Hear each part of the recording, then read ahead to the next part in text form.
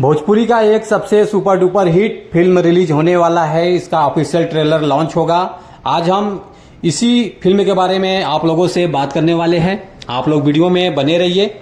Hello दोस्तों, कैसे हो आप लोग? उम्मीद करता हूँ स्वस्थ होंगे, मस्त होंगे। आज मैं आप लोगों के लिए फिर से एक और नया वीडियो लेकर आप लोगों के बीच में आ गया हूँ। जैसे कि आप लोग थंबनेल में देख पा रहे हैं, आज हम इसी फिल्म के बारे में आप लोगों से बात करने वाले हैं। आप लोग वीडियो में बने रहिए, शुरू से लेकर आखिरी तक आप लोग वीडियो को पूरा देखिए, तभी कुछ समझ पाएंगे। चलिए वीडियो को शुरू करते हैं। नमस्कार दोस्तों, मैं हूं सतीश और आप देख रहे हैं भोजपुरी वुड हंगामा। भोजपुरी लेटेस्ट अपडेट पाने के लिए आप लोग भोजपुरी वुड हंगामा चैनल को सब्सक्राइब कर लीजिए।